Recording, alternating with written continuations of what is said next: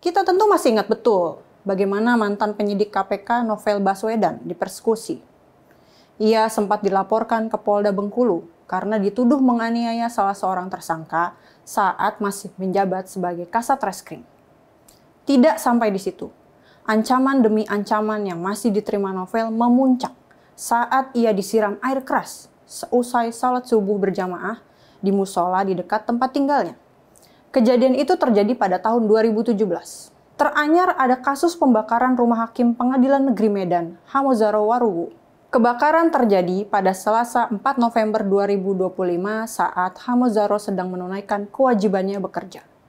Rumahnya hangus, bahkan ruang pribadi Hamozaro yang berisi buku-buku hingga file-file kasus yang ia tangani juga hangus tidak bersisa. Apakah di era pemerintahan Presiden Prabowo ini, aparat penegak hukum mampu serta berani mengungkap kasus-kasus korupsi kelas berat yang menyeret nama-nama besar?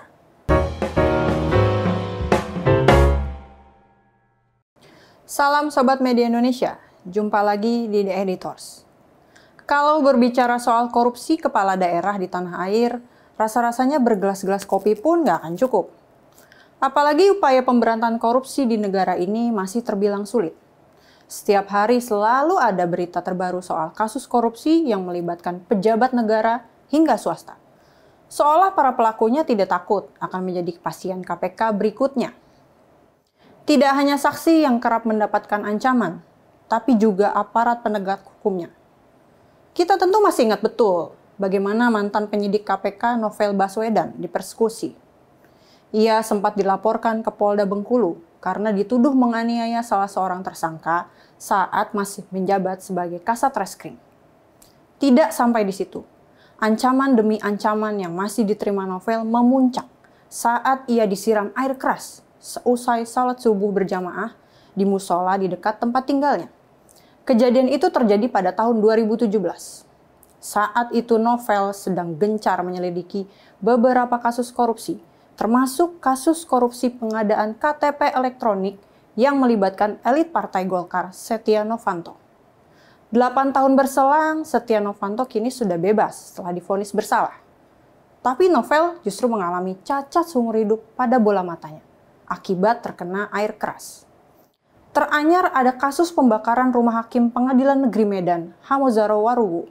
Kebakaran terjadi pada Selasa 4 November 2025 saat Hamozaro sedang menunaikan kewajibannya bekerja.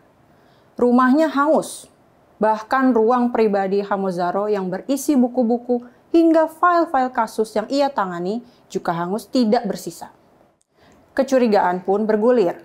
Kebakaran ini dianggap bukan kasus kebakaran pada umumnya. Karena Hamozaro saat ini sedang bertugas sebagai hakim tindak pidana korupsi di Pengadilan Negeri Medan. Kasus yang ia tangani juga bukan kasus kecil.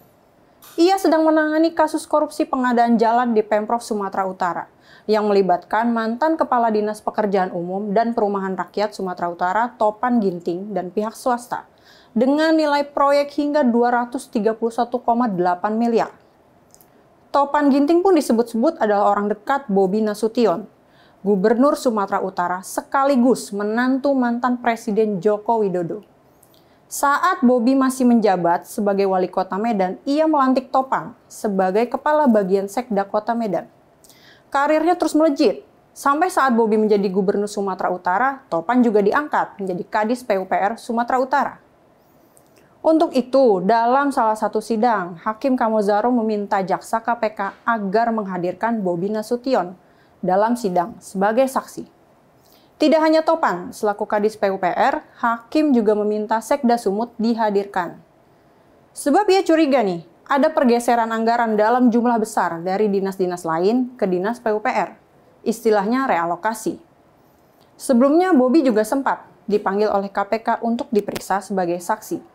Namun penyelidikan tersebut tidak berlanjut dan hanya menyentuh Kadis PUPR serta beberapa tersangka lainnya dari Dinas PUPR dan swasta. Usai kasus kebakaran itu, publik meradang sebab upaya pemberantasan korupsi seperti kalah terhadap ancaman pihak tertentu. Apalagi sudah lebih dari 1 pekan sejak kasus kebakaran, polisi belum berhasil menemukan tersangka. Bak lagu lama, aparat jadi masuk angin kalau menangani kasus yang menyeret nama-nama besar. Mahkamah Agung menyayangkan teror yang menimpa Hakim Kamozaro, namun memilih bersikap netral dengan menyerahkan seluruh investigasi kepada kepolisian dan tidak akan turun tangan melakukan investigasi sendiri. Mahkamah Agung juga akan menjamin keamanan Kamozaro. Sementara KPK, usai kejadian itu langsung turun tangan memperketat keamanan para jaksa yang sedang menangani kasus korupsi pengadaan jalan tersebut. KPK juga ikut memantau kasus kebakaran rumah Hakim Kamozaro. Di sisi lain, Hakim Kamozaro meski tidak mau berburuk sangka, ia menduga bahwa kebakaran rumahnya memang adalah bentuk teror. Sebab ia pun sudah cukup lama diteror oleh orang-orang yang tidak dikenal sebelum kebakaran terjadi. Contohnya, ponselnya kerap ditelepon berkali-kali oleh nomor yang tidak ia kenal. Ketika telepon diangkat, penelpon langsung menutup. Beda kan sama kayak orang-orang kayak saya nih. Kalau dapat panggilan dari nomor yang tidak dikenal, ya paling nggak jauh dari tawaran kartu kredit atau asuransi. Teror ini juga bisa dibilang menjadi ujian bagi pemerintahan Presiden Prabowo Subianto dalam upaya pemberantasan korupsi. Ia sebelumnya menyatakan akan memberantas korupsi yang merugikan anggaran negara serta rakyat karena korupsi terbukti merusak pembangunan. Tapi jangan sampai kasus korupsi yang menyeret nama-nama besar justru jadi barang barter untuk melanggengkan kekuasaan.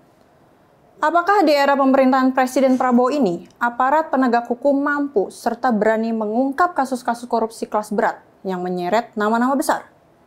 Atau justru hanya menjadi angin lewat tanpa menyentuh dalang utamanya?